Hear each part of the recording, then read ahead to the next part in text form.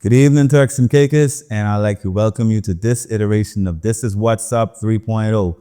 I'm your host, Genadio Howell, and I am elated. I am feeling awesome because I have a beautiful guest for me this evening, Honorable Akierra Missick. How you doing, Ms. Missick? I am tired.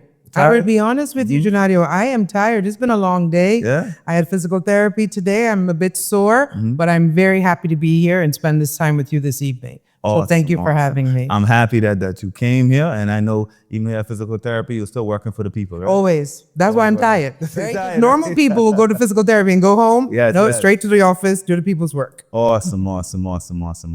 So I always start off with everybody asking them, what their grade would be, what they'd give themselves. Because if everybody doesn't know yet, she's newly back in the ministry. Yes, Yes, I am. yes. I'm still on probation. So on face, that's amazing. And how many days have you been back in ministry now? 80? 80 days. Yeah, so I haven't even Okay. passed my 3 months yet. Well, we're gonna do a little 3-month review now. I tell you. So what grade would you give yourself? I mean, getting back into ministry in the ministry you're in. Yeah, so I give myself a C. I think I'm average. Okay. Which is not great for me because I don't like to do anything average. But the reason why I would say average is I've come in kind of handicapped. So for viewers who may not know, I think everyone knows, but if you don't know, I had a total knee replacement in end of March this year. Right. I took up this portfolio the 1st of May.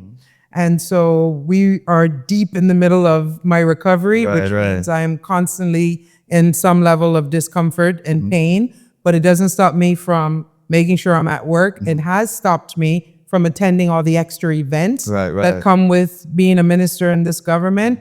And so I want to apologize to the general public who may have expected to see me at certain events, certain like the National Prayer Breakfast that happened a few weeks ago. I just physically was not well enough to attend. And I want to apologize for that. It's not that I don't support these events, because of course I do, but I have to work within my limitations. So for the physical aspect of the ministry, I would say I'm average.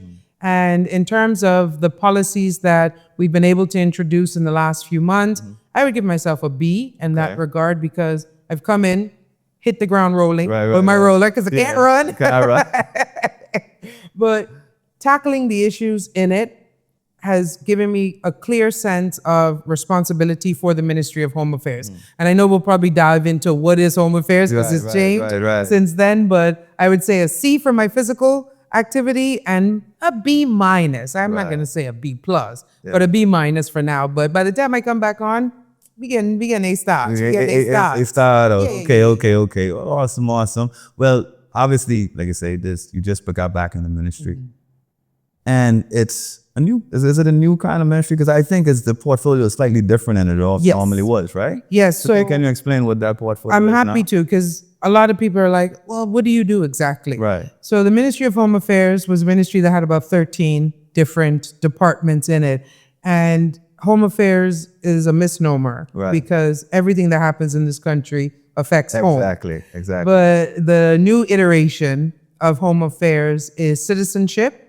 So that would deal with your status by marriage, permanent residence certificate, our passports. I know we're going to talk about them. Naturalization, and then the status commission. So that's persons who are applying for status by grant.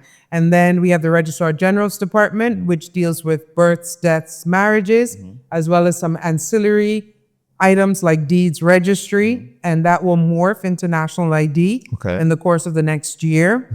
And then we have the Department of Motor Vehicles, so that's transportation, that deals with the licensing, the regulation of motor vehicles across the island.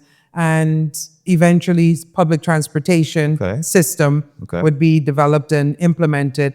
And last but not least, but one that I think is probably the most fun in the ministry, is district administration. So the ministry is responsible for the district commissioners across the island and implementing phase 2 of the district administration, which should eventually become the Department of District Administration and Island Affairs. Right. Okay. Well, you have quite a bit. Too much. Quite a bit on there. But But I'm sure you feel, like I say, you working for the people on one leg, basically, right? So I want to heal, right? Yeah, I know. And that's the beauty. No, I have to remind myself of it, yeah. right? Because as I said, therapy today, I'm in a lot of pain right now. Like if I wasn't with you, I would be at home with maybe some tears draining out because I find crying helps with the pain and ice and elevation. Yeah. So I would be home with 16 pillows and my foot up and a bag of ice, helping my knee to recover from therapy. And I know that the people require me to still perform Right. at the level they're used to Akierra Missick performing at. And that is speaking with authority, speaking plainly, and delivering. Right. And so whilst I'm handicapped to a certain extent, my mental capacity is still at 100. And we are delivering. Even though I physically don't seem to be everywhere like I would normally be, that's a good thing because I'm at my desk. Which means I'm going through policy, which means I'm writing and I'm working and I'm in the ministry as we rebuild it out. Right. Okay. Well, that's like I say, you broke down quite a bit of areas. So I want to at least touch each one. Sure. Right. So you can start off. You talked about it. Passports. Yes. Citizenship. Now, one of the issues that I personally, Me too. I dealing with one right now. Right, is why do passports take so long when we go through the system that is set for us to go through? Exactly. So let me start by apologizing to you and the entire Turks and Caicos who've had to use the passport systems in the last few years.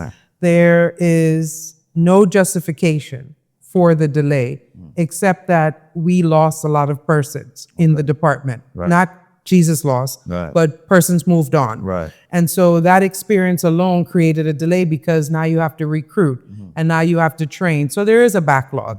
And we've issued a directive that that backlog must be addressed and cleared by the end of September. And that directive, it took us a while to get there because we had to weigh up what are we giving away in order to have the team focus on this. So there will be delays with PRC applications being finalized because the team is only as big as it is. We have been granted temporary employees, so we thank the Deputy Governor's Office for agreeing to that, again, to help us move this backlog forward. But the real reason that I've experienced since being in the ministry of the delays is a lot of applications are incomplete when they come in. And I'm going to say it here without fear or favor. A lot of the agencies who provide these services, I think, do not take enough time to ensure that the documents they are presenting are, in fact, correct. Because a lot of our additional documents bucket, where the delays are really experienced, 2 passport photos should have been sent up with the application, only 1 was sent.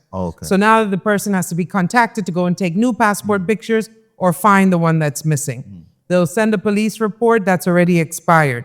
We need it at the time of the application because we need to know you are of good character at that stage. Some persons tick the wrong box on the form. So there's that human error in the presenting of the forms that can create a delay. And then there's the back office delay.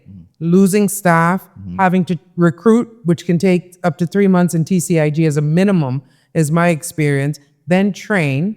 And the system requires manual forms, which we are working on developing a digital platform, but the passports are printed in the United Kingdom. So even if everything is 100% perfect at the application, at the vetting, at the uploading, you could still experience the delay in the United Kingdom end. Very true. Now, to be fair to the United Kingdom, they have dedicated team members to Turks and Caicos and to all the OTs. And so when we find that there is a delay, it's easier to contact them and ask, well, this passport's been with you for so long, what's the situation? And they'll say, well, we've emailed the applicant, and come to find out the person put the wrong email address on the form, or they spelled their email address incorrectly. And so it bounces back. Now, the UK is not going to pick up the phone and make a call because it's an international call. And so we're working with the UK to get that information to us sooner, that they're having trouble reaching an applicant where a form may have an issue, so that we can get the information and channel it back through. But I definitely want to apologize, as I did in the beginning, to Turks and Caicos because there's delays in status cards being issued. But you'll see, since I've been in office, we've had about 300 issued, printed, distributed in the last few weeks. Right. Because it was a concerted effort to say, all attention is going to go here. Clear this backlog now. And we've done are that. printed here, right? The status Those cards. status cards are printed here. So again, similar situation with passports. I find that as long as you're using a third party Right. to facilitate your work, and I'm not saying agents are not doing their work properly. You have some amazing agencies out there that we have no issue with. When Right. their paperwork comes in, Yeah. you can almost close your eyes and know that it's correct. But obviously, we still have to check it. Yeah, yeah. And then you have some persons who I think are dabbling in agency work. So it's Yeah. not their actual Actual- full-time yeah, job. yeah. And so it's almost like a side quest. And because they're not well adapted with the different requirements for the different products, they are submitting incomplete applications. So while status cards are printed here, we still need to verify that Janata Howell or Akierra Missick is a Turks and Caicos Islander. True. So you need my birth certificate. You need my mother's birth certificate. You need my father's birth certificate. My parents were married at the time of my birth. We need their marriage certificate. Yeah. I'm an Islander by virtue of them. But say, for instance, you'll use my nephew, Aiden. Aiden was born overseas. So for him, we need his birth certificate. We need Jamal, who's his father's birth certificate. We need my mother, her birth certificate. We need Aiden's grandfather, Ariel's birth certificate. So you start getting more documentation the further away the person is from being born in the island to trace their connection. So that requires vetting, that requires a review. The PRCs, for me personally, that's us gifting permanent resident status to persons not from the island. They're not a priority. They are being processed, but status cards, passports are the two main priorities because that affects my people first. And so I'm here to serve my people first.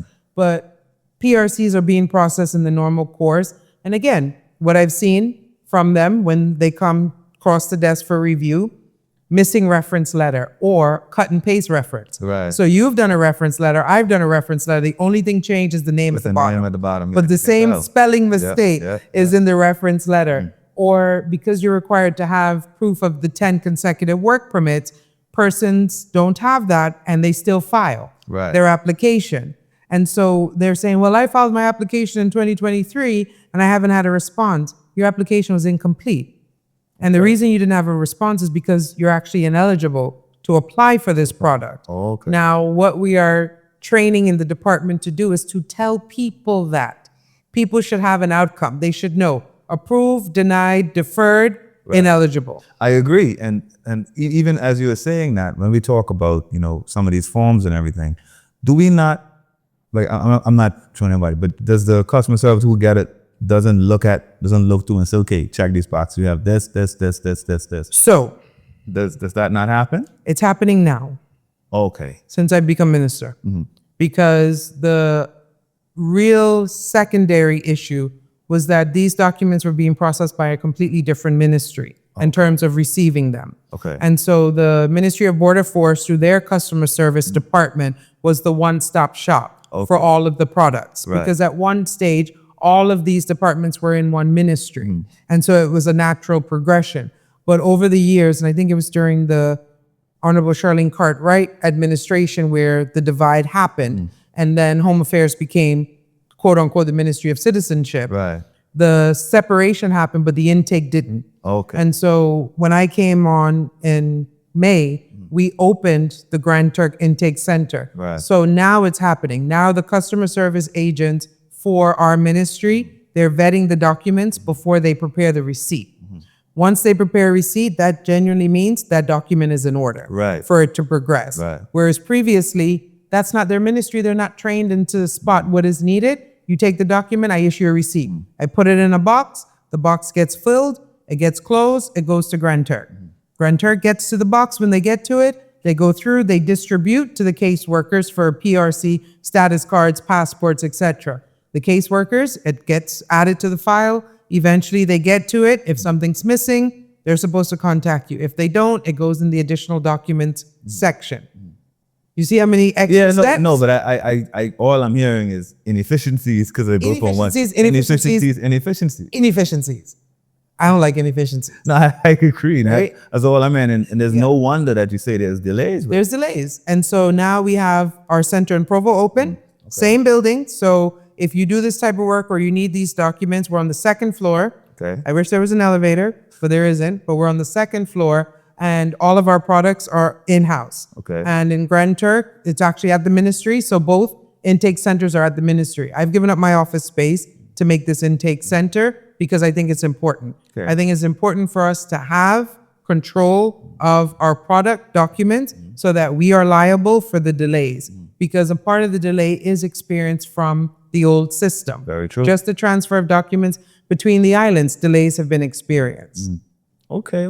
Well, I'm extremely happy because I say personally for me, that's an issue I'm going through right now. Send me a receipt. Yeah, I'll do that because that's something I'm going through right now.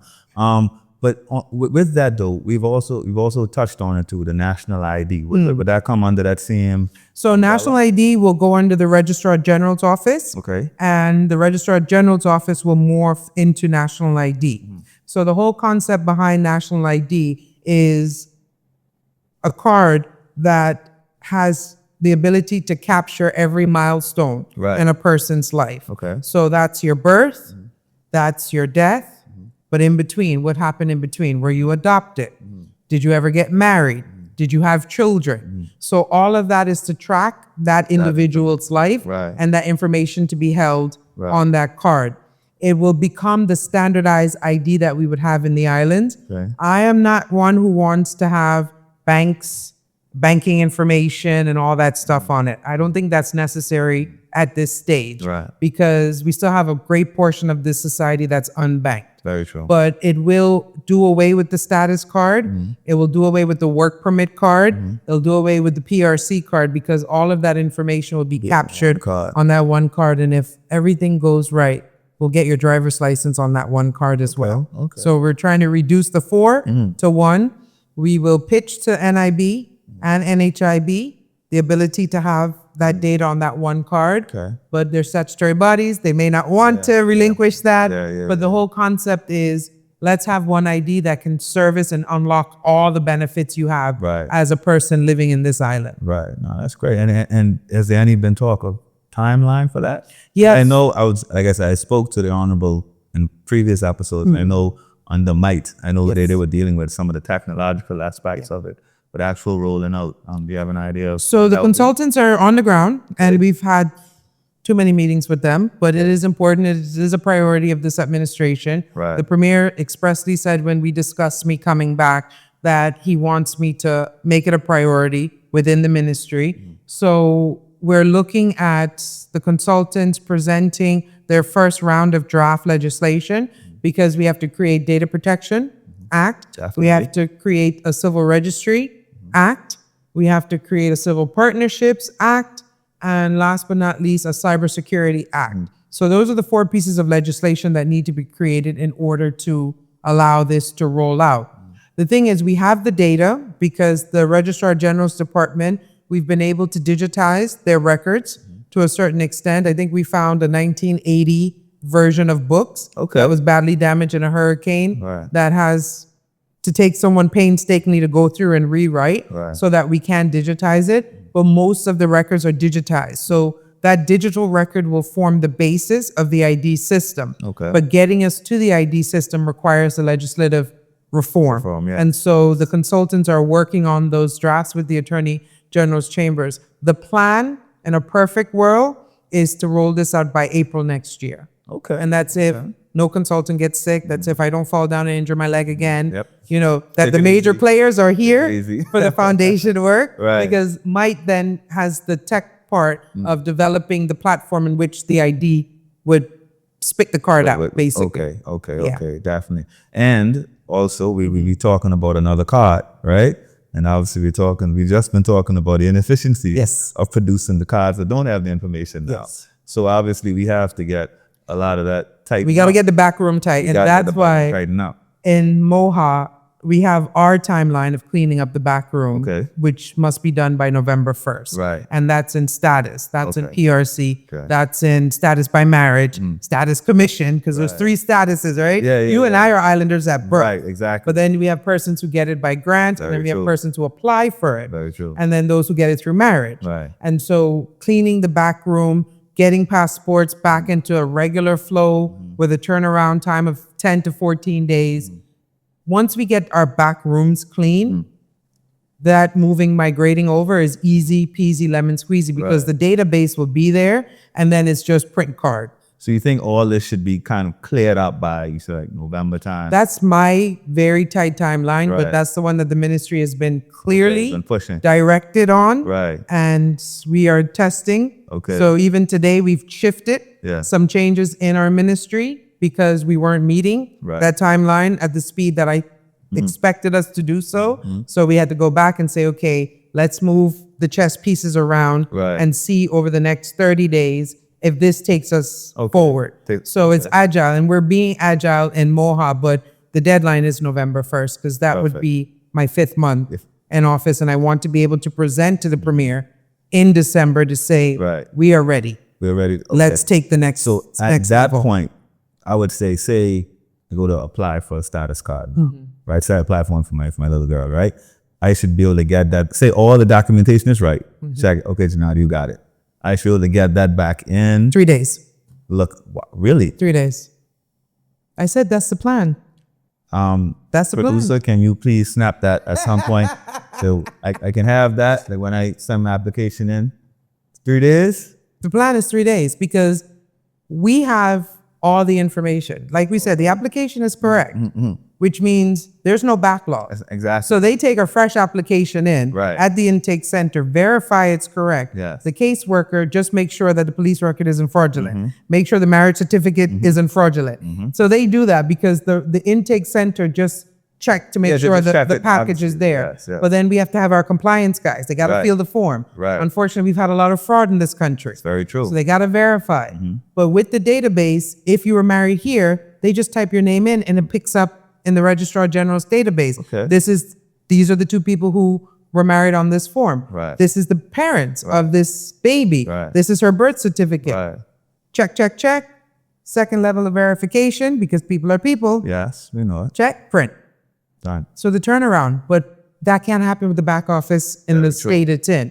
And like I said, it's not down just to the public servants. The system was faulty and they did their best to work within the faulty system. I'm not prepared to do my best to work in a faulty system. I prefer to break it down and build a new system. Very true. Because why keep limping along when you can just fix it one time and done? And this country isn't getting smaller. Actually getting a lot more people. So the system needs to change. And it needs to be agile. Exactly. So that's the plan. I'm ambitious. I wouldn't be a PMP if I wasn't, right? I wouldn't be a PMP. You're right. The team might be saying, no, 10 days, say 10 days. But I think we could turn it around in 3. And if we can, I'll come back to the public and say 5 days. Or 7 days. At least a week. But at the end of the day, the perfect world would be 3 days. It would be 3 days. But if it needs to be 7, it's better than 6 months with people with experience than now. Exactly. So, way better. No, I understand. And listen. Come November. Well, work with me. Hold it off. Come November, I'm going to test that. Test it in November. I'll test it off. So that doesn't home affairs. That's citizenship. Those are the two biggest departments, Department. Yeah. So after that, I want to move on to DMV. Yes, my other adopted child that I loved like I had it myself. Very much so. Now, obviously, when you got into the ministry, I think one of the first things we rocked the boat a little bit. When you stopped, I use a very plain word, stopped the issuing of the taxi plate license, right? Tax license plate. Is that something that you're gonna keep, or is that something that you plan on lifting? Well, see, the thing is, I didn't stop anything. Okay. I just told the public the quota had been met because the legislation is clear. There's a quota. Right. And the quota was actually oversubscribed, meaning more were issued than should have been. Right. And so we didn't discover that until we did an audit, because when I came in, I said, I need to know what we're working with. Where are we with X, Y, Z? Right. So when we got that information, I said, boy, now we are over the limit. Am I going to call these people and say, bring your plate back because it shouldn't have been issued because the quota's been met? Right. That wouldn't be fair. True. I agree. But I don't want more people to keep applying thinking that the opportunity exists because it didn't exist anymore. That's true. So I had to basically take it on the chin, take legal advice, because we're outside of the ordinance, take legal advice on how to correct it. We've corrected it now in cabinet. So all of those persons that had their license, their registration plate for the VIP and the taxi, because those are the only two where the court has been met. Very true. Or a letter of approval, because we're going to honor those because they were issued. Right. Or a letter of approval have now been subsumed into the system. But that means no new issuance can take place until. Now the until is we have to clear the backlog in DMV as well. Okay. We need to go through what was known as the wait list. Right. I don't know why there's a wait list, but okay, the wait list, and basically see where we can absorb them into the system. Right. And you can't do that when you're still actively issuing. So the whole point of communicating that the quota has been met, so that means that no new plates will be issued in these two categories, was so that persons did not put themselves in further expense to buy these vehicles, land them, and then say, but I didn't buy the vehicle. Right. And I'm like, but you knew the quota was met. I told you that the 15th day on the job. Exactly. That was one of the first things you did. That's why I extended that way. I didn't want people to be in further financial difficulties. These vehicles are expensive, especially the SUV ones, which are very popular, you know? So I said, listen, I take it on the chin. This is where we at. Now, does it mean it'll be like this forever? No, because we're going to move. We're going to develop. You have some big projects coming on stream. You have the St. Regis. You have phase 2 of whatever's happening in Cooper Jack. There will be space. But until we know what is on the street, who is actually operating, because the second part of the audit is actually taking place right now. So the internal audit department of TCIG is in the department doing the full audit. Until we have that final report, we don't actually know what is happening. Where we could have said that, or where we could confirm, was that when we looked at the plates that had been issued, you could clearly see it went beyond the quota. And so we're not going to continue to add to that. Because that was where my next kind of thought was, you know, obviously we're still developing a lot of things coming on stream. Will we not revise that quota? Because obviously that was made years ago. That quota was made last year. Made last year. Well, either way, the quota that just was made, and we still see there's a need for more. Is there a need or is there a want? That's a very good question. You see, because that's the real question there. Is there a need or there's a want? Because taxi drivers will tell you there is no need. They will tell you they're barely getting a job a day.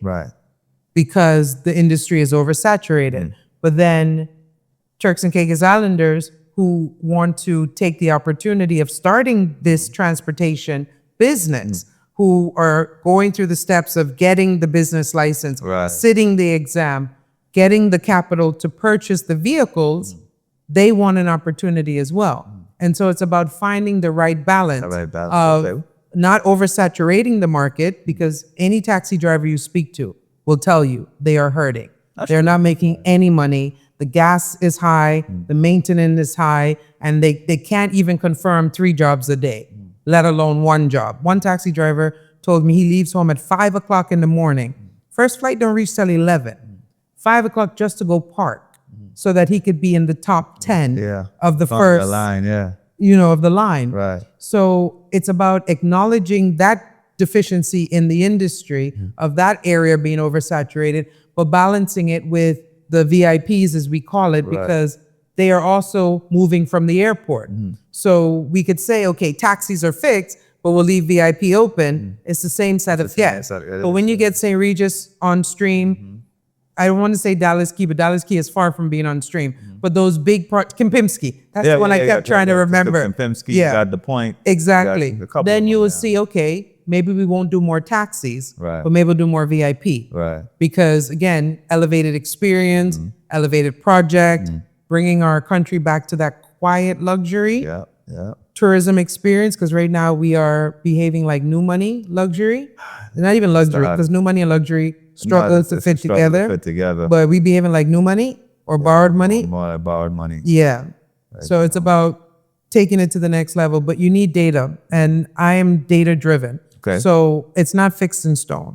We just need to complete the audit, and we need to look at the timelines on when new rooms are coming on stream because new rooms mean more people. Right. Yeah. Right. So, and I like where we went when we talked about the taxis and the VIP transfers. But there's also another gaping area that we had spoken about before, and before these issues are coming up. We talk about the jitneys. Yeah. Right. And I know that there was a transportation bill. Right.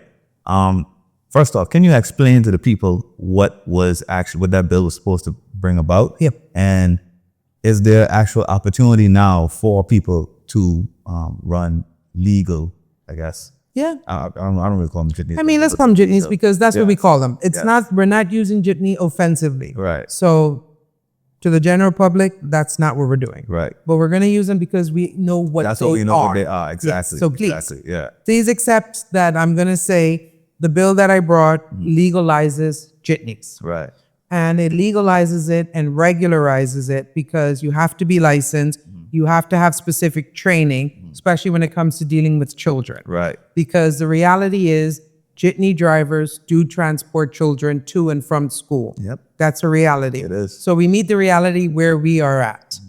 And what we have been encouraging persons who have come for taxi and VIP plates, now that the quota is met, we are directing them to the community transportation plate, which allows you to operate a vehicle up to 15 passengers. So most taxis are kind of fitted that way. Right. And you can pick up and drop off at multiple locations. Right. And that concept is for the community. Right. So if I need a ride from my house in Long Bay and everyone in my circle is unable to pick me up, I should be able to call a community transport driver, pick me up and take me where I need to go because I'm not driving, right? I've been testing driving, but I still get a little stiff and I don't want to get in no accident. Right. So that's the whole concept of it. Okay. The second element that we've added to it is we are in talks with developers to create a localized Uber app, which will be a ride-on-demand app. And we've seen some great ones. Some great products have already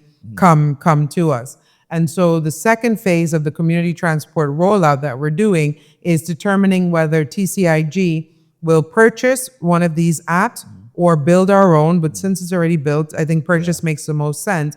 And we would register all community transports on it. On that app. So that way you have a bigger market. Right. You don't have to know a jitney driver anymore, but you can go on the app and order the ride. Right. And some of the apps are even built like the original Uber, which is ride share. So they'll pick you up because you and I live in the same area. So they pick you up first, then pick me up, and then we come downtown. But that way, that should also keep costs. It should keep costs low. And that's why taxi drivers are not interested in it. Right. Because, and I did some of the economics with taxi drivers trying to get them to consider moving over because taxi drivers can have both, right? They're the only category that could have both because of the way their vehicles are built. So I was showing them the economics of it. You get one ride at the airport. Say, I'm going to say beaches because it's the easiest one to know. And I know the fare from the airport to beaches because I was just looking at the fares.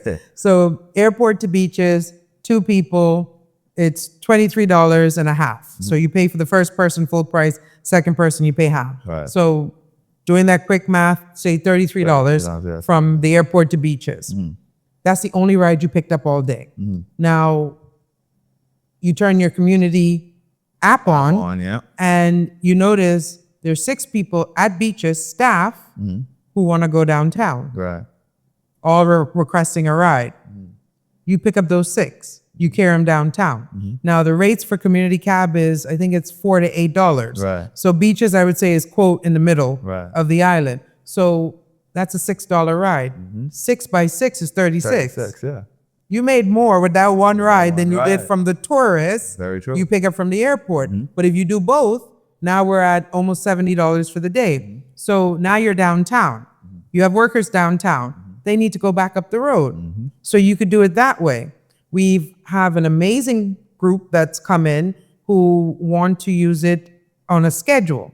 So instead of it being ride on demand, they actually want to put on their app there. So what they're offering is their own app that we could download and we could know where the transport is. So they'll loop it around Grace Bay. So they'll do from Leeward to IG to Gourmet. They'll loop it and then they'll do Gourmet to Beaches and loop it that way. Then Beaches to And that way, if we're in the area, say I'm at Gourmet having a coffee, Alex can't pick me up to carry me down the road. I can get on the app, see, okay, brilliant.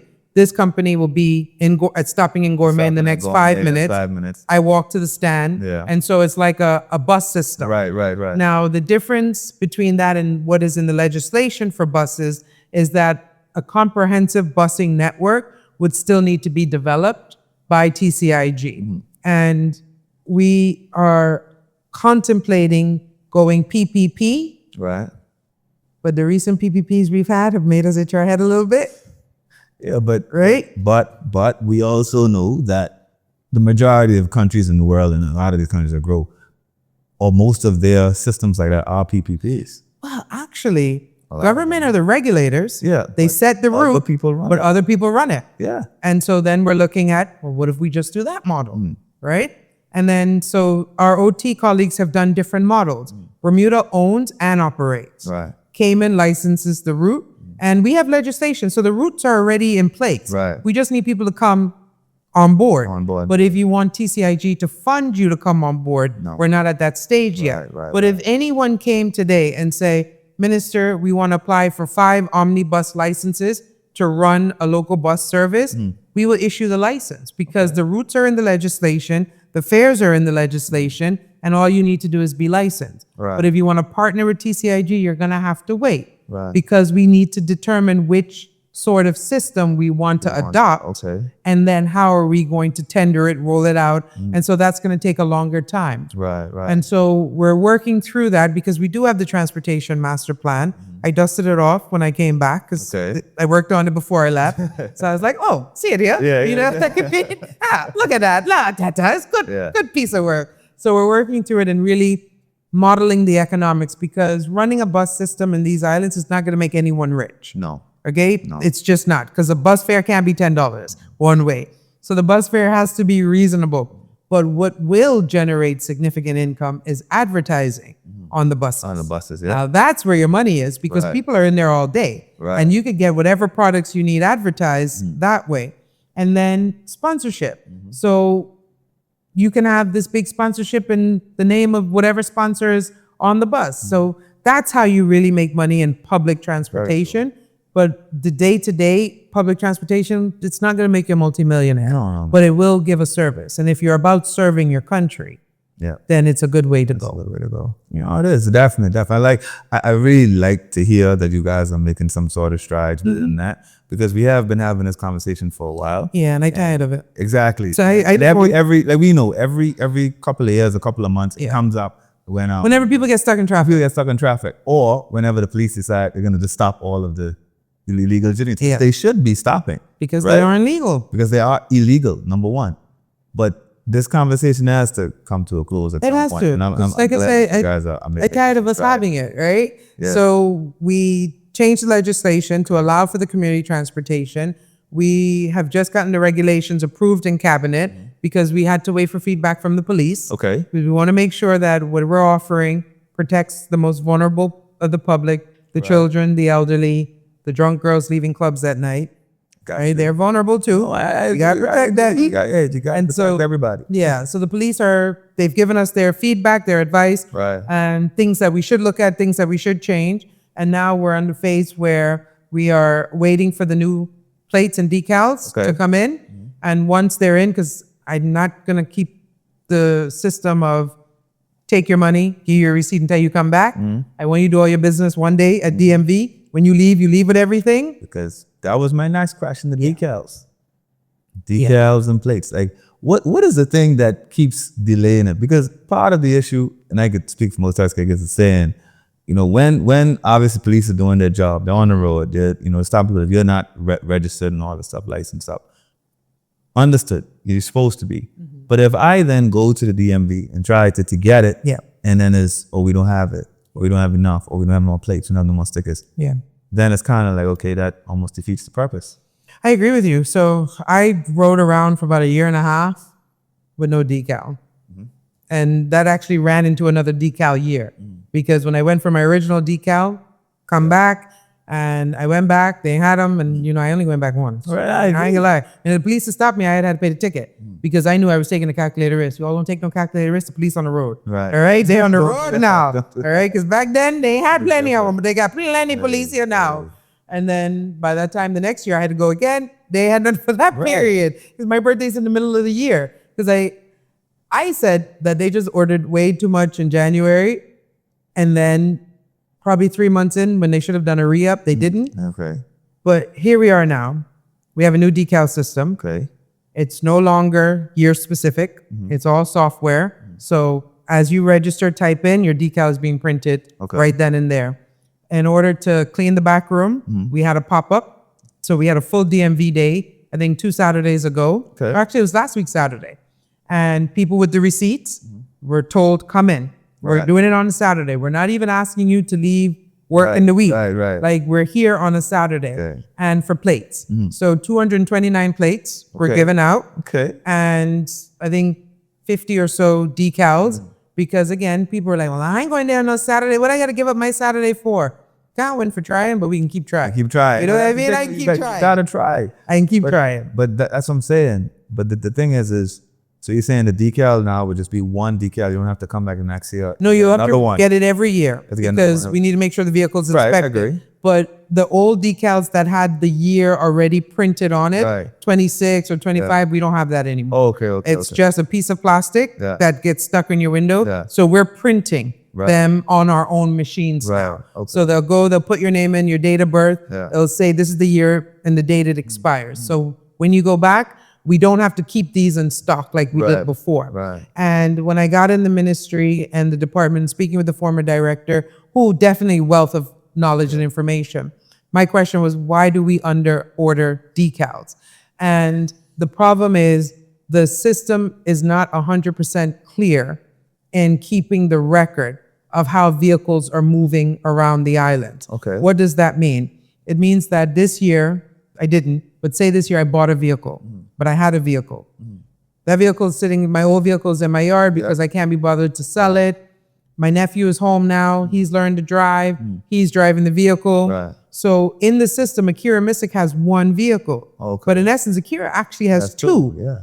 Because there's nowhere in the system to remove an old vehicle. Okay. And so the system is not showing that Akierra Missick will need 2 decals in this year. It's only showing 1. So you're ordering based on last year's record, but we get so many cars coming in. I mean, we're averaging, I think it's like 200 cars a week. And let me tell you, I don't know if I should say this. No, that was going to be the next question. Go ahead. Listen, we put a stop to these things. All right. This rapid importation of vehicles left, right, and center. No. We're gonna have to stop We it. have to regulate it. Not just regulate it. We're gonna stop it. Okay. And then assess what's here. Right. Determine whether the dealerships here are actually dealerships or are they quasi rental car companies, but don't want to pay the stamp duty on the rental car tax. Right. So that they can avoid that part of the taxation system because they're a dealer. Right. But renting a car for $60 a week. Yeah. You know what I mean? And then we'll be able to determine how we're going to reopen it. But the reality of the situation is if you're battling with 250 new motor vehicles a month on the island that is already congested, it's hard for the DMV to project how many decals to have. And so the new system takes away the need to project. All we need to do is have paper in stock. So, but when you have to go through the process of getting your import license and everything, doesn't that go into the database to say, okay, Genadio is bringing in Those now. F1? So it didn't before. But listen, we digitizing, we get it. All right. We get it. All right. Yeah, it would say, Mr. Howell is bringing in this F-150, but the crosstalk didn't happen. Okay. So while the import department is processing, the crosstalk from them should have been, we've issued 10 import vehicle permits. The corresponding decal should be increased in the order. The decal order should be increased. Or again, companies that bringing in cars, this company has just put in a new order for another 25 vehicles. Send that information over here. Right. But we talking to each other now. Because I would like to think that every year there's access. decals. I mean, to be We would honest, hope. yeah, we would hope because we're- access you see these are decals decreased. or We're always short. license plate. We're always short. So it makes you wonder, and that's why I talk about, that's when I first realized really that some of these departments don't talk, They don't talk. No, and some does help with the inefficiencies that we talked about. exactly, earlier. exactly, and that is a big problem. And again, I think as the systems in TCIG have developed over the years, because this ain't just today's problem, No, it isn't. right? But I'm bold enough to say I can fix the problem. Right. We have always just done it this way. Right. Has been the response that I've gotten a lot of. Yeah. And I'm like, but it's not serving us. But before, we wasn't getting, like you say, 200 cars. No, we weren't. You might have got 5. That's it. So why didn't the system adapt?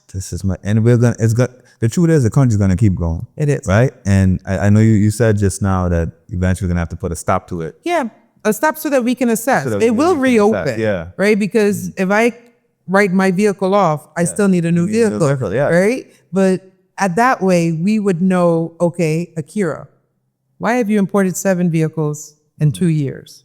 Where are the other 6 vehicles? Right. You can only drive one at a time. Very true. Are they in your yard? Are they or are you renting them out, but not with a paying the proper tax. rental license, Right. not paying the required tax. So it's with us working with the Ministry of Finance to clean up. Right. Like right now, what is it, Taylor Swift with the errors?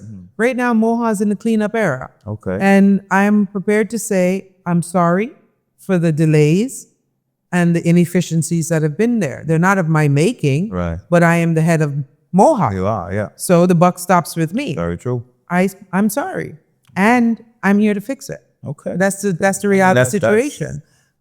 I mean, that is what we ask for our ministers to do. You know what I mean? Because obviously, like I said, you guys can tell where the country's going. We put it on your desk to say, okay, we want you to fix. The system's broken.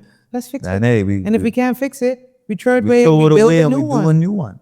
We got to be agile. Yeah, We gotta because be agile. otherwise we just be keep going in the same hole, right? Yeah, I ain't come back on this show talk about decals. No, exactly. Because you can be like, man, AK, Exactly. I was there and I registered 7 vehicles and I get it within 10 minutes. I was out the door. That's what we want to achieve. Nah, that's the way. All right, maybe 15 minutes, 2 minutes a vehicle. Yeah, I got it. All right, so we've done citizenship, we've done DMV, and you also have district administration. I right? do. Right. So with district administration, now I know, from my own little bit of knowledge within that, obviously a lot of the small islands have their district commissioners and everything. And I believe that on North, Middle, and South, is it? Yes. They have their district boards. Salt Key has it too. They have their district boards. Yes. Right? So what is the plan going forward for, say, Provo and Grand Turk? Because I remember on a previous show I had with the Honorable Sean Malcolm, he did mention that they were looking at doing some district boards, or that was basically the testing area. Yeah. Looking at doing more district boards, or Localized government exactly within Providenciales, Grand Turk, and other areas. And before I get there, because for me personally, I don't think that the minister should be called when there's a pothole in the road, or when I know. there's a pipe burst over there, Or garbage outside the ministry office. outside the office. Because that was my yesterday. No, I'm just saying, I don't think, because that way you guys can focus on the bigger things that you need to. That we put Which you in moves there the to country focus. forward. Exactly. Right. So go back to what I was saying. Where are you guys with that? With establishing this localized government and these district boards within Provo and in Grand Turk, and the tasks that you're doing in North, Middle, and South Key, how is that going? So the district boards are working well, and the islands that have them. There are concerns because some district boards would like to meet more frequently. Right. And the legislation provides that it's one board meeting a month. Okay. And the DCs, I've tasked them with perfecting the district board system because they're in it. Right. So what is working on your island? What is not working? So they're actually come together and they're putting a set of recommendations to strengthen the legislation, but more importantly, to actually identify what a district commissioner's role and responsibility is because it varies on each island. Okay. So take a small island like Salt Key. Right. The district commissioner there is the be all and end all Right. of everything. So any issue that happens, Yeah. the district commissioner gets called. Someone Right. gets sick, she gets called. Right. When you look at South Caicos, that's not what's happening in South, because South has its full clinic, Right. it has its full staff. So each island has its own nuance to it. And the reality is some district commissioners have a lot more departments and people to manage than others. Our smallest DCs are Middle Yeah. and Salt Salt Key. Key. Our two largest, North Caicos and South Caicos. Now, the benefit that Middle Caicos and North Caicos has is that they could drive to each other, Right. they could piggyback off of each other, they could brainstorm and kind of do things jointly, because only thing separates them is a causeway. Right. But then you have Salt Key and South Caicos, where water separates them Very from true. Yeah. everyone else. So the DCs are working on that, and I plan to take, for the upcoming financial year, I need to review their salaries, because what they're doing is the salary is not pegged at the right level. Right, right. So I'm going to be making the case for them to be at the proper level Right. to do the work that they're expected to Expected do to, yeah. on the island, and actually streamline their job and responsibilities. So we get that as phase 1.5, because phase 1 was the introduction of the boards. Right. And as I said, they're meeting, but some want to meet more frequently, some want to meet less frequently, because again, Salt Key is small. Yeah. They feel they can handle everything they need Right. every other month instead of every single month. Very true. So we're looking at how we can amend the legislation to make it functional after the year, because I think this is December will give us 1 year, 1 year, yeah. with this system. So come new financial year, those changes will be implemented. Now, the second phase of it is creating the legislation to create the Grand Turk management and the Providenciales management style local government. Okay. We are toying with the idea of voting, of opening it up, Right. to us going to the poll to vote, which would be similar to some of the other overseas territories and how they handle their district administration. Or we're looking at how Jamaica does councillors. So the MP of the area then picks the councillors Right. for the area and determine, okay, so I'm the MP, yes, I do the parliament work, but you deal with the day-to-day Right. work of managing the community. Right. So the question is, do we want 6 councils in Provo, because Provo has 6 electoral districts, or do we want 2 councils in Provo, split Provo east and west, or north and south, Right. and build the councils out that way? Or do we want people to go to the poll and say, I am voting for the district mayor Right. or the mayor of Provo, Right. and this will be their budget? So really it's about determining the best approach for Provo and Grand Turk because of the population size of those 2 islands. Whereas we believe the district board system and the other islands is working, but with some improvements that the DCs will be able to pour into. Then I would love to take all of the money that is in every other ministry that has a district element to it. So the money in education that's for Charles Hubert primary, or the money that's in education for Adlai Omler primary. I want them to be in district administration Right. so that they can globally take care of the island's affairs. That And would be only amazing. need central government for major policy. Right. So crown land reform, road safety reform, those sorts of things, leave that to central government, but let them operate their communities fully Right. without having to call central government and say, listen, the window's broken by the primary school. Can Exactly. you send PPID down there to fix it, etc. So Because- that would be my dream. I mean, it sounds like a great dream because I always say, we talk about inefficiencies, right? It's highly inefficient. Very much so. For us to have to go to the Minister of Infrastructure to deal with, like you say, broken window at a Raymond Gardner, or the handle on a lockdown or whatever it is. Like Or we need to build a new ramp. we need to build a new Now you ramp. got to go through the whole lengthy central procurement process when we can just set up a procurement process per island. We know how many contractors are on each island. Not every island is equal. We already know who has the track record. We have the list of the ones who are good. We have the ones who maybe I don't say blacklisted, but we know what they are. Because a lot of the small communities, you already know what it is. The middle Caicos, you know what it is. We know. You know what I mean? So it irks me because I'm in construction, right? So I see it. So it irks me when I say, okay, something simple as this. Yeah. You shouldn't have to call the Honorable Arlington to come to deal with this. Your little area, you guys have a budget. Yep. You understand? You should be able, the school should be sorted. The community center should be sorted. And they have the money, it's just too small to do all of the work. So my whole thing is take it from everywhere else and, do the budget so that they can actually operate and run the island. Now, of course, they have to have ministerial oversight. That's why they're in Home Affairs. Right. But my oversight isn't telling them what to do. My oversight is lobbying for what they need. Right. So we need this, we need that. Minister, this is happening down here. What are your views? What are your thoughts? How can you assist? That's the oversight I want. I don't want to tell DC Walken what to do in his community. Right. I do not live in North Caicos. Very true.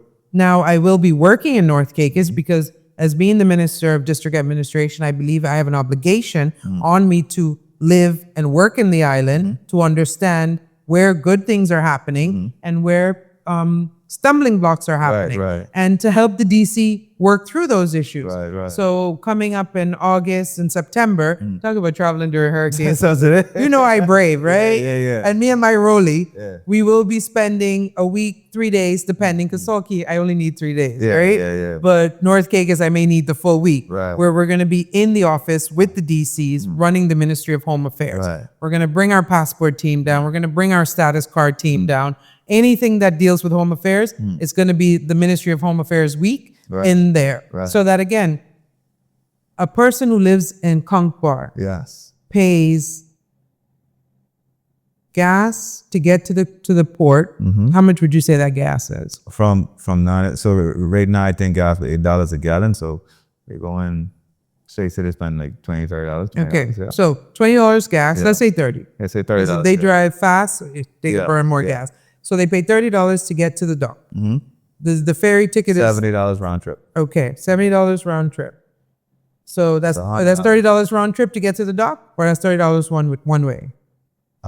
Say, oh boy, that's a good round Well, trip. Say $40 round trip. Okay, so 40 and 70. 110. That's 110. Yeah.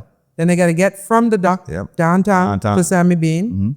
Hopefully they got family, but if they don't, they got to catch a ride. Got to catch ride or rent a car. Okay, so let's say they rent a car. That's another $30. So we're up at $140. Easy. A person living in Concord pays $140 to file a status card application. Which might get delayed. Right? Yeah. Damn fair.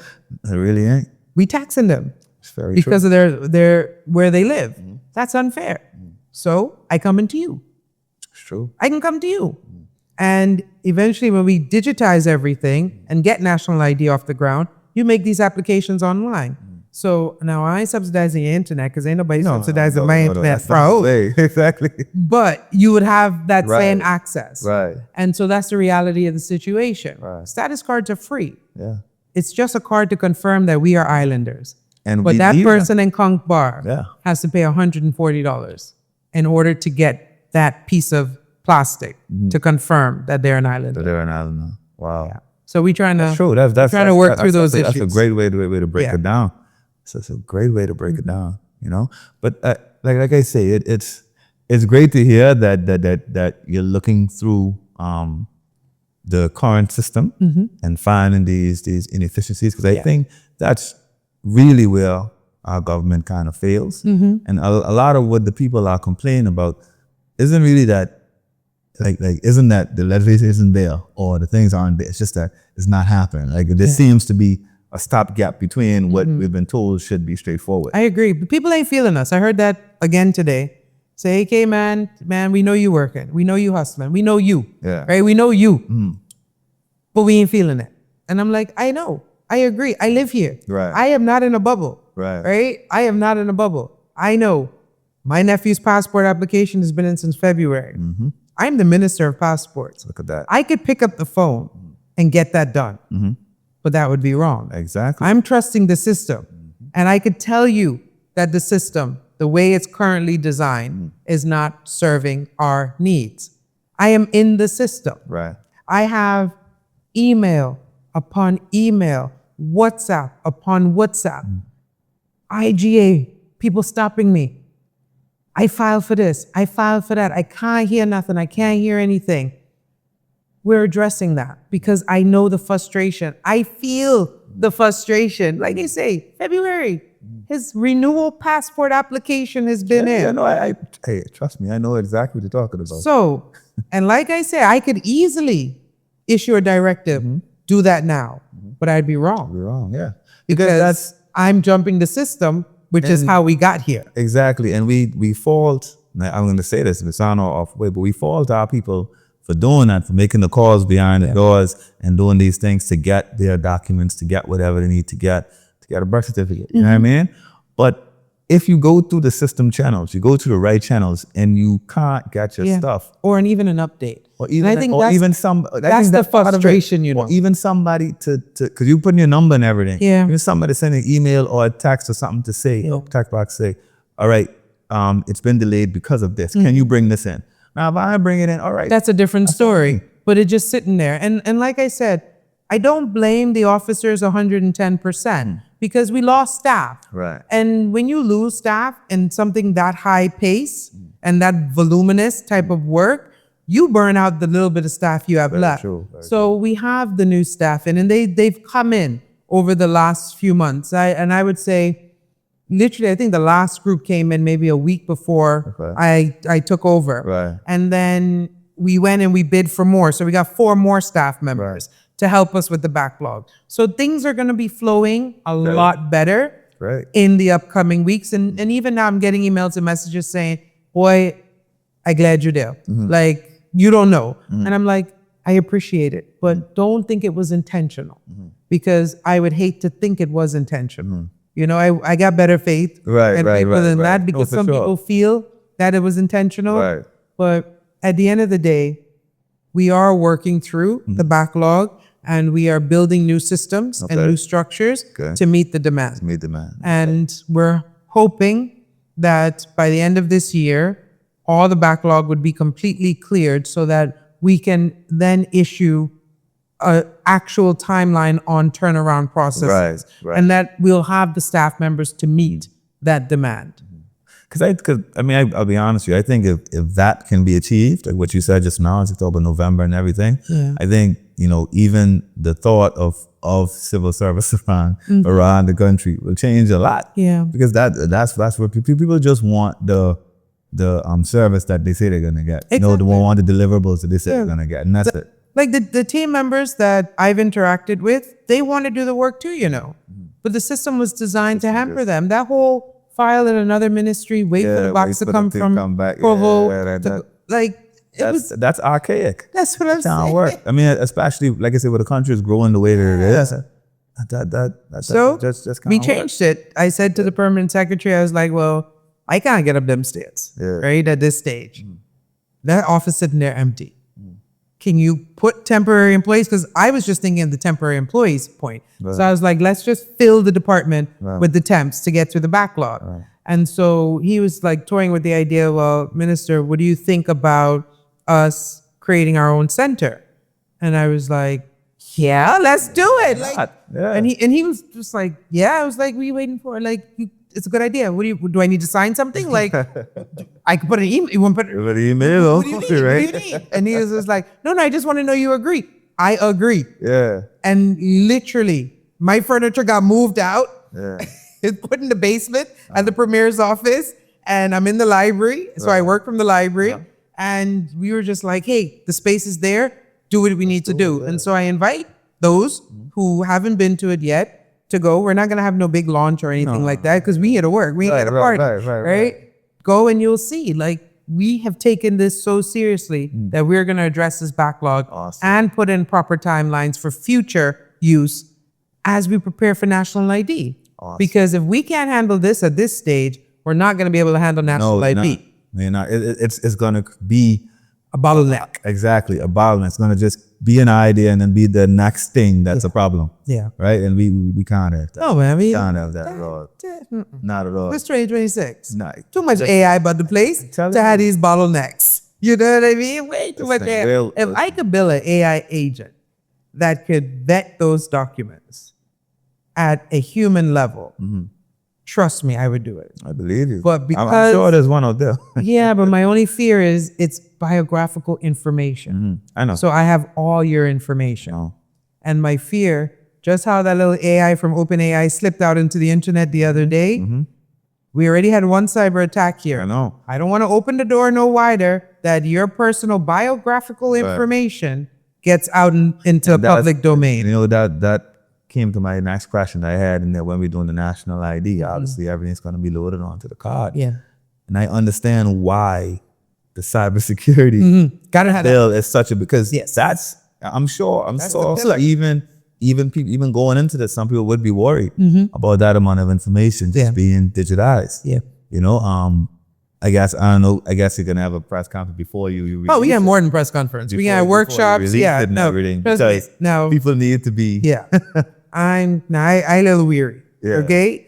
And I grew up watching the Jetsons. Right, exactly. I'm living in George Jetson's world at the moment, and I'm still weary. I'm bringing in this system, and I'm like, take a deep breath. Yeah. Let's make sure, boom, boom, Right. boom. So it won't just be a press conference. Okay. It will be workshops. It would be a lot of information Right. because it's a great deal of trust It is. that would have to be put in place. Now, we already have this information. Remember? I know. We got it There's across already there. 5 parts. Yes. But we're saying we're going to shrink to 5 into one. Yes. And we want to make sure that whatever server, cloud, data center, however it is protected like Fort Knox. Yeah. And it can be done because it happens at the banks. We got a bank Yeah, card, exactly. our wallet with a chip. Because the exactly. national ID would have a chip on it. So all your information wouldn't be on the screen. It'll have a name and a picture and a chip. That's it, yeah. And once that chip is inserted into the reader, then the information, Then the comes up. information comes up. Yeah. You're right with that. So far, we've covered DMV, we've covered Home Affairs, we've covered the district administration. I just try to make sure I capture everything. Yeah, National ID is Registrar General. National So that's the 4 departments. That's your 4 departments? That's the 4 departments. Wow. I know. Wow. Since I hear, how does it feel to be back in ministerial, on a ministerial? Stressful. Stressful. You see all this extra gray hair, I guess. Listen, I was looking at that since you came here, but anyway, I got it Alright too, then. so I remember that. I mean, just, I call this one citizenship, this one PRC, this one status card. The reality of the situation is my life prior to May 1st was very happy, very comfortable. I successful legal career, but it kept growing in that probably make partnership at some point in time in the near future. And then I was asked to serve at this level again. Right. And I was asked to serve literally right after surgery. Right. So the first answer was, Right. I need to heal first. Right. Like, so let's pick this conversation up at a later stage. Right. And Premier just basically said, we have this national ID, we have this civil registration, we have this civil partnership, we have this cybersecurity, we have this data Look at all of protection. that. AK, you're a lawyer. Like literally, those are his exact words. Yeah. AK, you're a lawyer. I need that level of support with this type of legislation. Not only are you a lawyer, you love legislation and you love the development of legislation. Everyone knows I'm the happiest girl in Parliament. Right. Like I love Parliament. I'm literally, if you ever watch Parliament live, I'm probably the only person there like Like smiling, cheesing for days. all day. Right, I love it. I right, loved right, it. I right, love the work we right. do in there because I think that is the rawest form of service Okay. at that level. Right. And so the conversation took place and said, I know you're going through your medical. I know you're going to need us to be mindful that you're limited capacity. You can work from home, but we can make it work. And I was just like, okay, Premier, thank you for the offer because to serve at that level is just an honor to be asked. I've done it before, right? So I know what I was walking. I didn't walk in it blind. Yeah. And so when I was thinking, I was like, you can't complain about DMV if you're given an opportunity to come and fix it. Very true. You can't complain about the passport being at in that. since February Uh-huh. and you're given an opportunity to fix it. Right. You can't complain that the DC in South Caicos doesn't have the support that she needs when you go to South Caicos if you've been given an opportunity to fix it. Very true. So then I was like, dang it. Yep. If I say no, I can't complain No, about nothing none. ever Yeah, again. you gotta- If I say yes, I can take an opportunity to try and fix it. Yeah. And so I look at this opportunity, however long it's going to be, because maybe I fix it and I go. I don't know. Right. I have no ambition to take it to the next level. I'm here for this season to serve and do the mandate that I've been given to do. But it is an awesome and scary responsibility at the same time. And I say that because it's awesome, because you could make a difference. I could enhance lives. I could improve lives. Like the reality of the situation, turning around passports within a week, getting status cards out, getting national ID off the ground, that's going to improve lives. That's going to change lives. That's going to enhance your lives. That's the only reason you want to do this job. That's true. Is to make the community better than you met it. And you met it, right. And then it's scary because it is a lot of responsibility. And you can be crushed by that responsibility because I'm an overthinker. And I'm almost to the point where if I can't do it perfect, I don't want You don't want to do it at all. do it at all. Right. And you can't be that way. And so I'm constantly having to remind myself that it's progress, not perfection. Exactly. Because on day one, I wanted to fix passports on day one, but I had to understand where the bottleneck was, what the challenge was, and how we got to where we are. Very true. And to learn those things take time. I come from an industry where time is money. Every day. So you don't every waste hour. time. Exactly. Exactly. Right? We don't waste time. Yeah. We gotta Gotta go, get go, it go, done go, right go, away. because the time you dilly-dally, your crying bill is this big, and then they won't pay, and you like, hey, true. I need my money. My money. So it was the war in the head to say, slow down and assess. Read the room, read the operation, understand the science behind it, understand the purpose, find the deficiencies, come up with solutions. Okay. And so that's the scary part, because you want to deliver quickly, because you want the people to feel you. Yeah. You want the people to feel that they made the right decision when they re-elected this administration. Right. You want to deliver on what you said you were going to deliver on. Right. But I prefer to deliver a well thought out product than a fast product that gets dumped off on the side of the road. Very true. And so that when I say scary, it's me forcing me to slow down and assess, because I can make a decision very quickly, but am I making the right decision? It's true. And I want to always make the right decision because I live here. My family is here. The wider community of Leeward and Long Bay require me to make a reasoned decision at every stage, and not the popular decision. Yeah. Because when the article came out and I was very clear about the taxi quota, I was called like, why would you do that? That's going to hurt the party, etc. And I'm like, have you ever known me not to be open, honest, and transparent? Because that's just who I am. I talk too much. And we say that as a joke, but I tell you what it is. You said what it is. At all stages. Right. So that is it there. And then the other part, the camaraderie is always good. So it's nice to be part of a team. Nice to have side jokes, you know. This is the first time I'm getting to work with Honorable Knowles in cabinet. And so, we have our little banter back and forth. Same thing, first time working with Shivago in cabinet. Right. Shivago and I have been Honorable Jolly. That's the next thing, right? I know. These people with these honorables. I'm like, dude, we got the same honorable. Your name is your name. I can call you your name. Because I just call everybody by their name. Rach is Rach. Hey. Honorable Taylor, I'd be looking like, who that? That's Rach. That's Rachel. Chuck is Chuck. You know what I mean? And that's why even when I had to pause and say, Honorable Arlington, you know what I mean? Hey, we know who that is. We know who that is. We know who that is. So the camaraderie being back in there, and I had the same thing when I was on the middle bench and the back bench. There's camaraderie there. Now I'm in this peculiar hybrid, because although I'm not carrying the title leader of government business because I don't need any more titles, I know the work that needs to be done. Right. I'm still the bridge between the executive and the parliamentary members. And I want to make sure that my parliamentary colleagues feel that their input is being taken to the executive. So I champion things that are needed for Parliament as well. I love Parliament. I want the institution to grow from strength to strength. So there isn't a Minister of Parliament. No.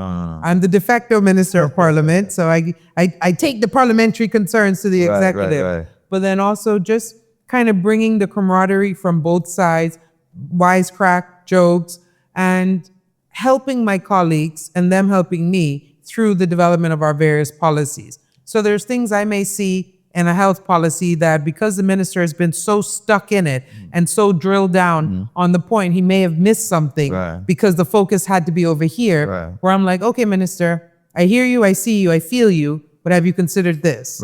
And that's the part that I really enjoy about being back in the ministerial standpoint of actually taking the opportunity to give my input on my colleagues' work, so that whatever it is that comes out of cabinet and eventually out of parliament, I'm comfortable living here in the country because we still live here as the man, that's the thing. We whatever you put in place, we have to go through it, and not us. But definitely, that wasn't my bingo card for 2026. It wasn't on? Knee surgery wasn't on my bingo card. Being back in cabinet wasn't on my bingo card. 2026 was Trinidad Carnival and legal work. Like, that was it. And look what happened. I know. But now you have an opportunity to change a lot of systems. What I've been hearing from you, it's been great so far, because what I've been hearing is what I've been thinking, and a lot of systems were in place. They worked then, doesn't mean it's supposed to work now. Right? Yeah. And a lot of these systems, like you say, if you can't fix it, you gotta throw it out. And create something new. And create a new one. Yeah. So honorable, say honorable, you know what I mean? It's been a great conversation, Akierra. It's been a great conversation, and you've touched on a lot of topics, and you said a lot of things that actually make my heart feel full, because I feel like when I send this birth certificate, when I send this for the status card in December, application in November. No, I say by November 1st, the backlog should be cleared. Okay. Then I present the new system to be implemented for December. When I send the status card application in December, 3 days. That's my turnaround. If I got the status card back, my little girl, in 3 days, I gotta pick up the phone. So honorable. Now, if I can be honest, if I feel as we get there that we can't turn around, I can come back to the people and be like 7 days. 7 days. Right? All right. But in a perfect world, 3 days. I don't see why it should take longer than 3 days. That's the reality of the situation. Okay. It should not take longer than 2 days. I believe so. And the majority of taxpayers believe so as well. Exactly. So we got to make it work. We got to make it happen. We got to make it happen. But I would say this is remiss of me before we got off of the show this evening to not talk about leaving a long bay. Because obviously know that's where I am. You understand? You're my MP for my area as well. What is your current? I know you have a lot on your plate now. Portfolio is good, but still leave it in Long Bay. Yeah, no, leave it in Long Bay will always be my priority. What's your vision? Because without them, I can't be doing half of the stuff that we're doing. Right. So they're always priority. And my ministerial colleagues are probably annoyed because they keep getting, what's the update on this? So I still behaving like the only job I have is the MP. The vision for Leeward and Long Bay is the same one I've had from day one that just seems to be taking a long time to achieve. We want a community that is clean and safe. That's literally it.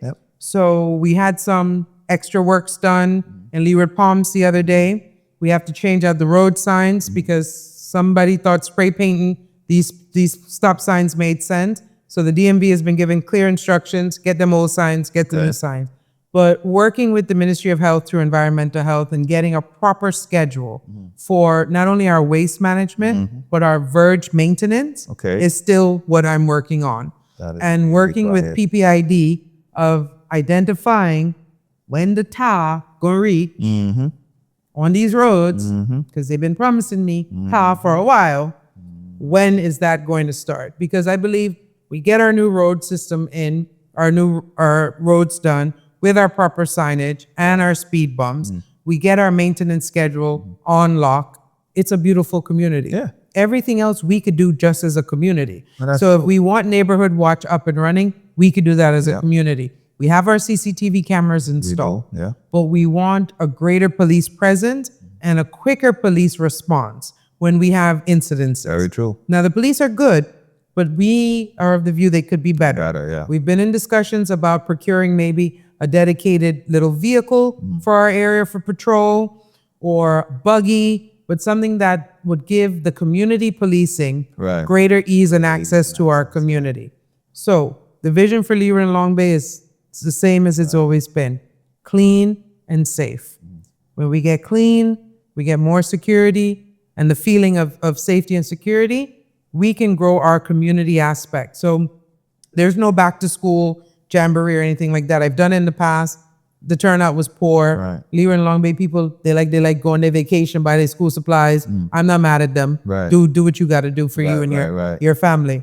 But in talks with some of the community members, we're thinking about having an event around the National Heritage Week, or even pushing it down to the November Thanksgiving week, because even though we don't have that holiday per se anymore, we're still coming together to give thanks. So we're thinking about having a garden party in the Leeward Palms Park. Okay. And then looking at trying to get the Juba Sound, the Wheelan, and the Bite basketball guys to do like a mini tournament. Right. And we can host that at the Long Bay Park. Okay. So we're in discussions, we're in plans, but long story short, I'm not going to give up on making sure our community is kept in a manageable and clean state, and that we get our road works done. Because everything else we could do as a community ourselves. Yep. When I get your passports and your status cards and all those products done on time, that enhances your life. When we get the airport in Provo off the ground, that enhances your life. When we get these traffic mitigation measures in place and new road systems, and that will enhance your life. But as a community, cleanliness and safety is our main priority. Definitely. Well, I mean, as a member of the Leeward and Long Bay population, like I like that because let's be honest, and that's what I was saying before. A small pothole in the road and stuff, but we could deal with that. Yeah. We come together and deal with that. But the safety aspect, We need help. we need help. You understand? Keeping our area, like you say, you do talk about the verge cutting schedule and waste management, things like that. We're gonna need you guys' help. Yeah. And that is something that I feel like, I mean, some people look at it simply and say, oh, it's not rocket science and all that. I mean, if you look at it in the bubble, it isn't, but there is a lot of area. There's a lot of area. And it's not just us, eh? Exactly. I wish we could have like the director of logistics in TCIG or the logistics department. And their main goal is just that, logistics. Yeah. Because I'm lobbying for us. I need this, this. We want this done every 3 months. Right. That way we could keep the brush down and we could keep but look at the logistics. Is it every 3 months? I think it's every 3 months, but is that correct? And the crews that we have that does this work, can they cover the entire island within 3 months? So we know they've done 5, which is Leeward, 6, the Bite, 7, which is Cheshire Hall, 8, which is Blue Hills, 9, which is Five Keys, then 10, which is Wheelan, and then start back over. Yeah. And if we could just get a team that's just dedicated to delivering on that, which should be the environmental health department, but they also have to go to the cafes and do the clearance there. They got to go to the hair salons. They got to go to the car wash places. Like the environmental health department seems so fractured in all the responsibilities that the verge cleaning and the cleanup aspect kind of falls by the wayside because again, it's a small department. It's true. But if we would just move logistics out, then we could work it. But we work with what we have and we build something better. And that's my view. And that's all we got to do. Yeah. Well, I like that one. We work with what we have and we build something better. It's amazing. It's amazing. Well, Honorable, I'd like to thank you for your time. Thank you. Thank you for coming. It was a great conversation. Yes, I enjoyed it. It went a little longer than I thought, but I was having a good time the whole time. That's all right. I was having a good time the whole time. You know what I mean? And I hope that if we can't come back and do this in December, we probably got to do it in January because I need to tell everybody about my experience. Yes, you have to tell us about your experience. Whether it was 3 days, or it was 2 weeks, hopefully in 2 weeks. Hopefully 2 weeks. But anyway, Honorable, I'm happy that you're here. Thank you. Understand? And I know people in Turks, and we're happy that she's here. Hope you guys took in all that information that she shared with us tonight. There's some great things happening within the MOHA. Yes, MOHA, that's what we call it. MOHA, right? And like I say always, you could have been anywhere, but you're here with us tonight. Thank you, Turks and Caicos. This is What's Up 3.0.